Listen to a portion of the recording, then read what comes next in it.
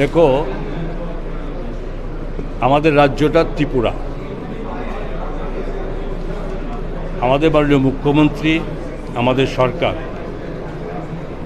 বিগত দিনে যতটা ডিএ আমরা দিতে পেরেছি, আগাম বলে টলে কাউকে আমরা ডিএ দেওয়া হয়নি।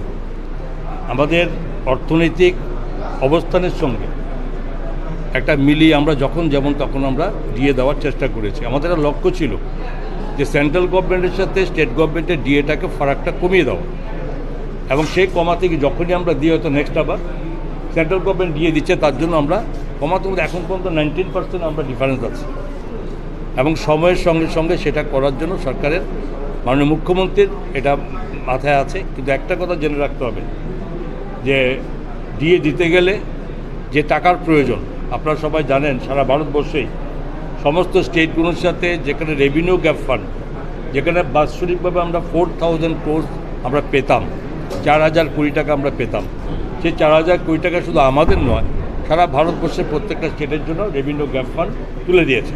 অ্যাডভাইস করেছে 16th ফিনান্স কমিশন, কি বলেছে যে প্রত্যেকটা স্টেট তার নিজের থেকে রোজগার, নিজের থেকে ওদের ইনকাম বাড়াও। তো আমি এবার আমি আপনাদের মাধ্যমে বলতে চাই, আমাদের ইচ্ছা আছে কর্মচারীদের কম দিয়ে সরকার ভালো চলে না বা কেউ আশা করে না, কিন্তু এটাও বলতে হবে যে দিতে গেলে তার সাজেশনও আমার লাগে যে আমরা দিতে গেলে কিভাবে দেব। আমরা তো 1 টাকার রেভিনিউ আমরা কখনো আমরা ট্যাক্স বাড়াইনি, নর্মাল চলছে। গত 9 বছর, আজকে 8 বছর কমপ্লিট, 9 বছরও পড়েছে, 9 ইয়ার্স আমরা সরকার পরিচালনা করছি। এখন পর্যন্ত আমরা একটা টাকা কোথাও ট্যাক্স আমরা কারোর উপর চাপিয়ে দিইনি।